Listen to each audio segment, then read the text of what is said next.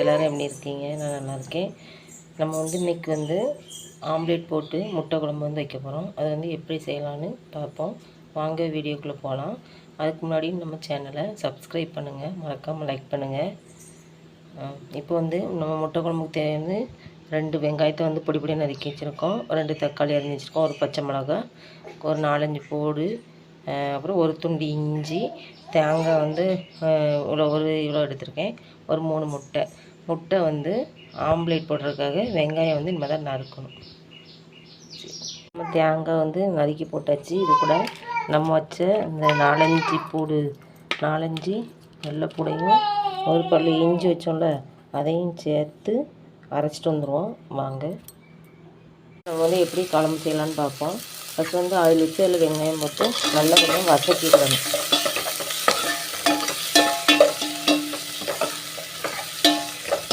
கொஞ்சம் கலர் மாறுற அளவுக்கு வதக்கிட்டு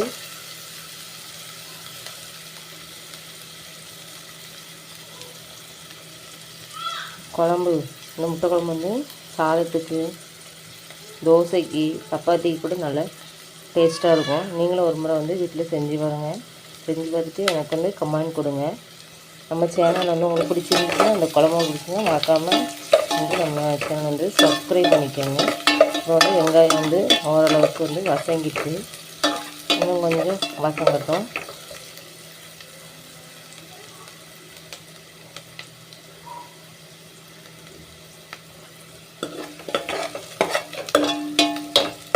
இப்போ நல்லா பசங்கிட்டு அதுக்கு நம்ம இதில் தக்காளி போடணும். தக்காளி போட்டுட்டு அதையும் வதக்கணும்.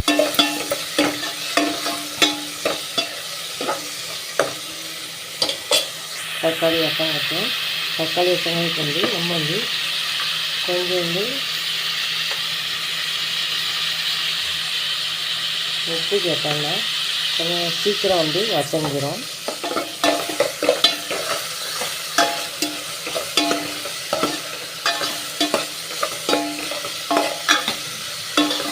நீங்களாம் எப்படி முட்டை குழம்பு வைப்பீங்கன்னு சொல்லி எனக்கு கமெண்ட் பண்ணுங்கள். நான் இப்படி தான் எங்கள் வீட்டில் முட்டை குழம்பு வைப்பேன். இப்படியும் வைப்பேன், உடச்சி ஊற்றி ஒரு நாள் குழம்பு வைப்பேன். ஆமாம், நீங்கள் எப்படியெல்லாம் முட்டை குழம்பு வைப்பீங்கன்னு கமெண்ட் பண்ணுங்கள். வசங்க பிறகு உங்கள்கிட்ட காட்டுறேன். இப்போ இந்தளவுக்கு வசங்க இருக்குது ஃப்ரெண்ட்ஸ். இப்போ நம்ம இதில் என்ன செய்யணும்னா நம்ம வீட்டில் அரைச்சி வச்ச குழம்பு மிளகாத்தூள் தான்.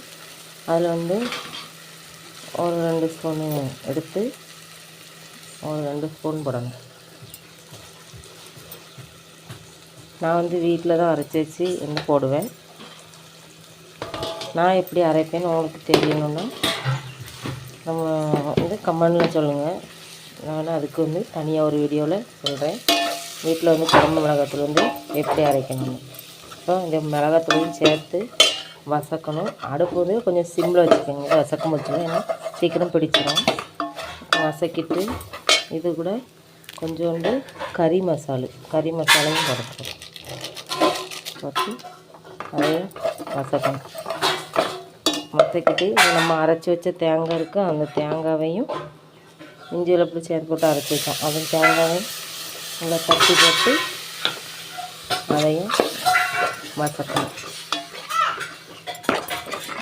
ஒரு நிமிஷம் இப்படி வதக்கிட்டு அதுக்கப்புறம்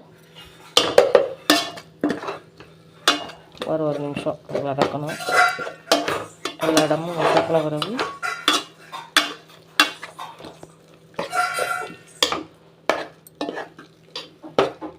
வதக்கிட்டு இப்போ நம்ம மிக்ஸி ஜாரில் கழுவி உள்ளே ஊற்றிக்கலாம். இப்போ தண்ணி ஊற்றியாச்சு. நமக்கு எந்த அளவுக்கு தண்ணி வேணும் சேர்த்து ஊற்றிக்கோங்க. நம்ம ஆம்லேட் போட்டு குழம்புக்குள்ளே போடும்போதுல குழம்பு நல்லா கட்டியாயிரும். அதனால் கூட கொஞ்சம் தண்ணி ஊற்றிக்கிடலாம்.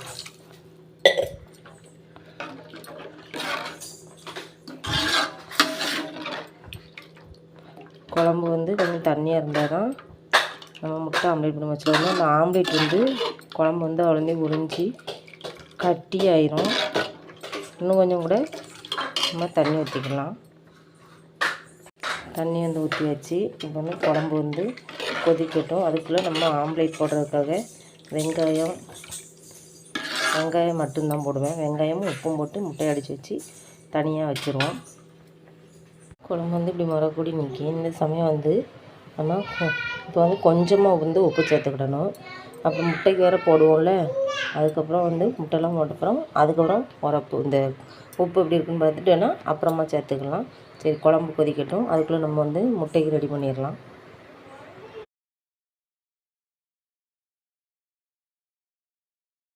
வச்சுட்டு இந்த நம்ம வந்து இப்போ வந்து ஆம்லேட் போட்டு அப்புறம் வந்து அதில் வந்து ஊற்றிக்கலாம். இப்போ நம்ம ஆம்லேட் போடுறதுக்கு வந்து தோசைக்கல் எடுத்து வச்சாச்சு. இப்போ வந்து நம்ம ஆம்லேட் போட்டுடலாம்.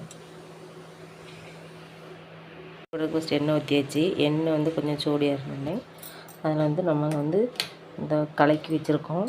இந்த கலக்கி வச்சதை வந்து எடுத்து ஆம்லேட்டுக்கு வந்து ஊற்றி வெங்காயமும் உப்பு சின்ன சீரகம் மட்டும்தான் போட்டிருக்கேன், வேறு ஒன்றும் போடலை. போட்டு கலக்கி வச்சுருக்கேன். இப்போ வந்து எண்ணெய் சூடிட்டு இப்போ வந்து நம்ம கொஞ்சமாக ஊற்றி ஆம்லேட் போட்டு எடுத்துக்கலாம். எண்ணெய் வந்து இன்னும் சூடு ஏறல போல், அதுக்கு ஊற்றிட்டேன். எண்ணெய் சூடு ஏறினா கூட ஊற்றுங்க, அப்போ தான் நல்லா புஷ்ஷுன்னு வரும் முட்டை.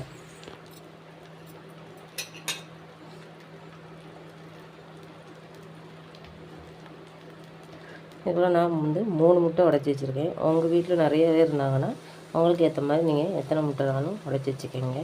எங்களுக்கு வந்து அளவு 3 முட்டை போதும். இதை நம்ம வந்து முட்டை ஆம்லேட் போட்டு எடுத்து வச்சுட்டு அப்புறம் வந்து பீஸாக போடுவோம். அதனால் வந்து நம்மளுக்கு வந்து நிறைய முட்டை வந்துடும். இதுவே ஓரளவுக்கு வந்து போதுமாக தான் இருக்கும். நீங்கள் ட்ரை பண்ணி பாருங்கள் ஃப்ரெண்ட்ஸ். இருக்கிறது எல்லாத்தையும் ஆம்லேட் போட்டு எடுத்து வச்சுக்கிடுவோம். போட்டு எடுத்தாச்சு. இதை வந்து நம்ம வந்து கட் பண்ணி குழம்பு குழந்தைக்கு போட வேண்டியதான். இதை வச்சு கொஞ்சம் கொஞ்சமாக கட் பண்ணி கூட போடலாம். இல்லை நீங்கள் கையை வச்சு கட் பண்ணாலும் கட் பண்ணிக்கோங்க. 3 முட்டை போட்டிருக்கேன் நான். கட் பண்ணி எடுத்துருவேன். முட்டையை வந்து கட் பண்ணி வச்சாச்சு. இந்த முட்டையை வந்து அப்படியே குழம்புக்குள்ள வந்து போட்டுற வேண்டியதான்.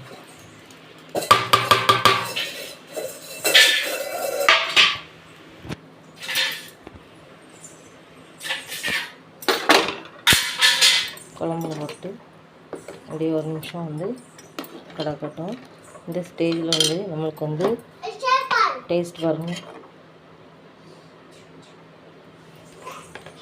உப்பு வந்து குறையாக தான் இருக்கும். நீங்கள் லைட்டாக உப்பு போட்டு பார்த்துக்கோங்க. இந்த அளவுக்கு தண்ணியாக இருந்தால் நம்ம சாப்பிட்றதுக்கு வந்து கரெக்டாக இருக்கும். உங்களுக்கு சப்பாத்திக்கு வேணும்னா நல்லா கட்டியாக்கிக்கோங்க. நம்மளுக்கு சோறுங்கிறதுனால சாப்பாடு சாப்பிட்றதுக்காக சாதத்துக்காக வந்து நம்ம வந்து கொஞ்சம் தண்ணி இருந்தால் உறிஞ்சி ஓரளவுக்கு கரெக்டாக வந்துடும். கிடக்கட்டும், கொதிக்கட்டும். கொதித்த உடனே இனிமேல் வந்து தாளித்து மட்டும் தான் ஊற்றணும். கிடக்கட்டும், ஒரு 5 நிமிஷம் அப்படி கிடக்கட்டும் ஆயிரும்.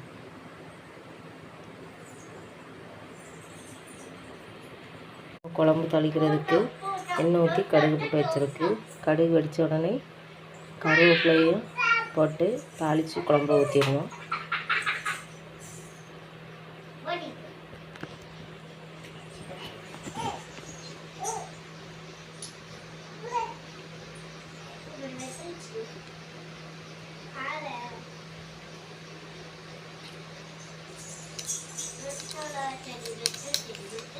குழம்பு வந்து வெடிக்க ஆரம்பிச்சிட்டு சமையல் வந்து கடுகு வெடிக்க ஆரம்பிச்சிட்டு நம்ம வந்து இப்போ வந்து கருவேப்பிலை மட்டும் போட்டு குழம்பு தாளித்து குழம்புல ஊற்றிடலாம். குழம்பு வந்து தாளித்து ஊற்றியாச்சு. இந்த சமயம் வந்து நம்ம வந்து மல்லி இலை போடணும். கடைசியாக மல்லி இலையை போட்டுட்டு ஒரு 5 நிமிஷம் வெள்ளத்துலேயே வந்து இப்படி போட்டு விட்டுட்டு அப்படியே கிடக்கட்டும். நம்ம வந்து குழம்பு வந்து இப்படி வந்து குழம்பு வந்து அப்படியே மூடி வச்சு ஒரு 10 நிமிஷம் மூடி வச்சுருவோம். 10 மினிட்ஸ் ஆகிட்டு இப்போ நம்ம வந்து குழம்ப திறந்து பார்ப்போம் எப்படி இருக்குன்னு சொல்லி.